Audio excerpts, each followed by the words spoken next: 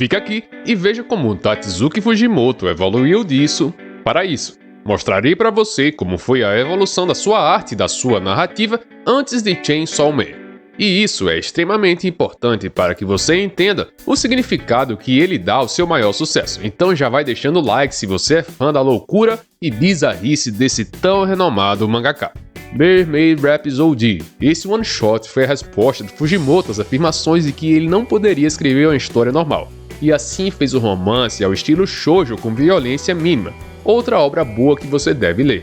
Nigiri Rhapsody conta a história de um garoto de uma vila de pescadores que é um híbrido fruto de uma relação entre um homem e uma sereia. A sua mãe é falecida e seu pai já não vê muita emoção nas coisas desde então. Quando vi Mermaid Rhapsody, finalmente notei que a variedade na estética dos olhos e olhares nos trabalhos de Fujimoto é grande e mudam de história para história. E na minha opinião pessoal, Fujimas é diversificado, ele sabe entregar uma composição que combina com o teor da narrativa que propõe. Inclusive, o olhar de cada personagem reflete muito bem o estado da alma do mesmo naquele momento. Veja que já tivemos olhos mais simplistas, com olhares mais fixos, cheios de emoção, mais tradicionais ou mais opacos e sem vidas. Se você já ficou interessado com o pouco que viu, saiba que este é um resumo de um vídeo que fizemos de 2 horas sobre toda a trajetória de Fujimoto, de um modo super detalhado. Então, se quiser ter a experiência completa, clica aqui no card. E saiba que todos os mangás citados no vídeo estão na descrição para quem quiser comprar. Vocês vão sair do vídeo com vontade de ler pelo menos uma de suas obras. Saindo das feições quando falamos das ambientações de cena, neste mangá em especial, temos ilustrações únicas do fundo do mar. O nosso personagem híbrido adora fazer mergulhos e passear pelas águas, e o Tatsuki consegue representar o oceano muito bem ao preencher o ambiente em um tom de cinza que contrasta com o reflexo branco da luz do sol. E, na continuação, outra página que nos entrega uma belíssima ilustração, mas perceba, não é a finalização dos traços ou o capricho final nos mínimos detalhes, e sim a composição como um todo. Assim como temos aqueles peixes listrados ao canto inferior direito, representados de um modo mais detalhado, temos também o cardume acima bem simplificado.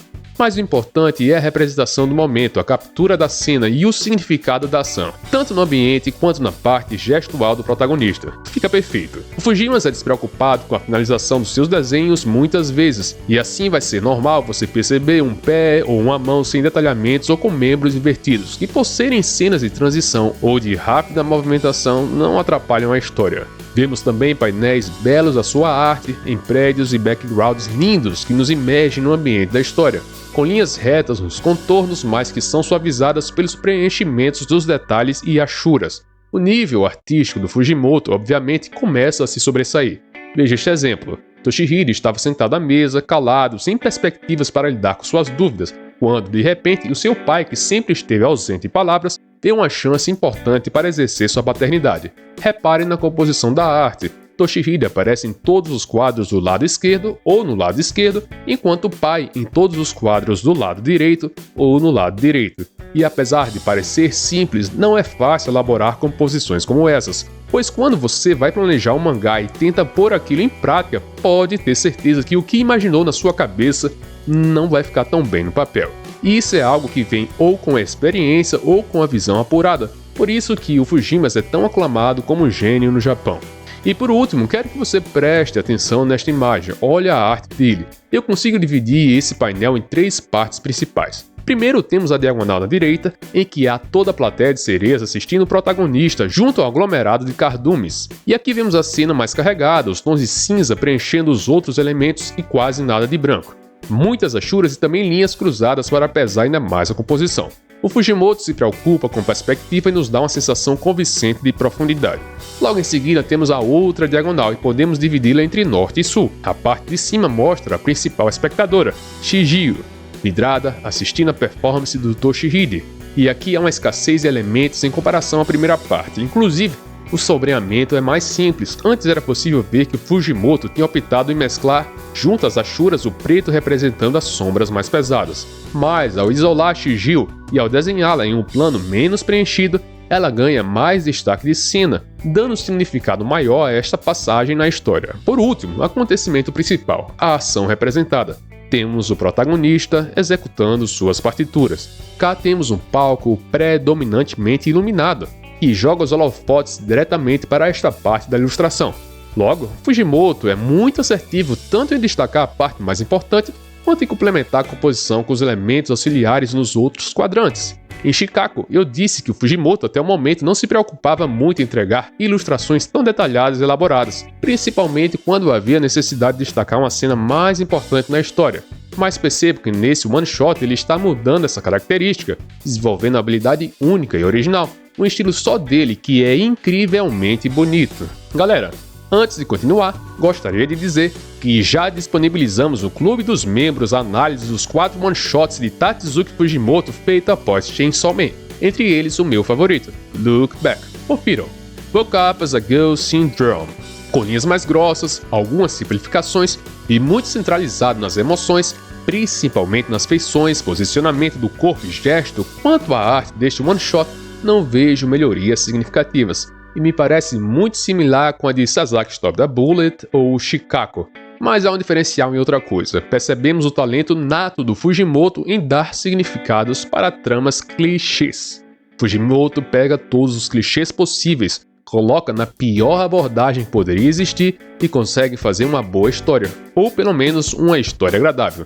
Ele retrata uma história de amor que envolve um menino que acabou sendo atingido por uma doença um tanto quanto peculiar. Uma doença que o faz mudar de sexo. Simplesmente ele acordou sendo uma menina. Ou seja, aqui temos a repetição da fórmula mágica do Fujimas. Amor, mas algo fora do comum. Dilemas, mudanças na percepção do mundo devido às alterações hormonais, falta de perspectiva devido a uma mudança tão drástica e repentina. Tudo isso envolve esse one-shot. Uma arte mais simples, com menos nuances nos degradês dos tons das cores, muitos efeitos e preenchimentos mais chapados, sejam linhas completamente paralelas, estampas em pontilhados, malhas para complementar o tom da camisa e uma sensação de profundidade amenizada devido ao estilo empregado. Gostei de como a simplificação se caracterizou mais como um estilo alternativo do Fujimas, não marcando necessariamente um traço de evolução, mas sim um alívio por ser uma obra mais paralela. Nessa composição, temos de novo a line art bem grossa e variante na espessura, com poucos detalhes, e aquela famosa aura branca ao redor do corpo, separando-o do ambiente em cinza. Diversos efeitos de preenchimento horizontais, quase em sua totalidade, com exceção da cortina, o que não é nada habitual para o Fujimas, principalmente pelas achuras quase inexistentes, que é algo que ele adora usar. Pessoal, neste vídeo em específico, por ser um resumo, eu não abordei muito as críticas sociais e as reflexões filosóficas que o Fujimoto faz nas suas obras, e que é de extrema importância para você entender as entrelinhas que serão inseridas em Chainsaw Man. O que eu quero dizer é o seguinte, o Fujimas repete e insere muita coisa que ele já trabalhou anteriormente nos one-shots, em Fire Punch e em Chainsaw Man. Por isso eu reforço o convite que fiz para você assistir o vídeo completo que fizemos sobre cada uma dessas obras. Você não vai se arrepender. Nayuta of the Prophecy. Esse mangá surgiu para contrariar a ideia de que Fujimoto não poderia criar personagens únicos. Nayuta, caracterizada por sua natureza violenta, mais carinhosa e com a fala ininteligível e macabra, torna-se um dos melhores personagens de Fujimoto. Para mim, Nayuta of the Prophecy ou Yogi no Nayuta é um divisor de águas quando falamos de evolução nesta primeira fase do Fujimoto. A firmeza no traço, a segurança no estilo e a qualidade na composição é outra, é gritante. Se formos comparar o Fujimoto de Niwa para o Fujimoto de Nayuta, são dois artistas diferentes. A primeira coisa que me chama a atenção é o bom balanço entre contrastes entre o branco e o preto. Ao mesmo tempo, a clareza ao escolher os elementos que devem ser preenchidos em cinza ou aqueles que devem receber retículas ou serem preenchidos por achuras. Ele já consegue ponderar perfeitamente o lugar certo de cada um desses componentes. Se você quiser adquirir a coletânea de histórias de Fujimas, elas são disponibilizadas em um único volume com todos os one-shots que antecedem Chainsaw Man.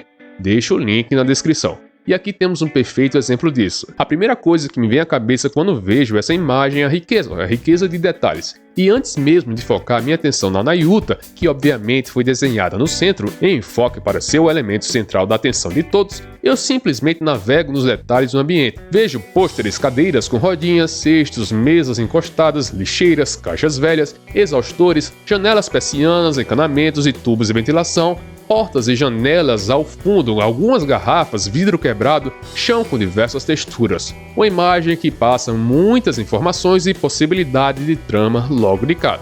No centro, a personagem principal é essa doce menina, com olhos infinitos, com um círculo dentro do outro, uma postura doce e retraída de alguém que está na defensiva, com os pés apontando para o centro e juntos, criando uma espécie de barreira imaginária contra o mundo externo.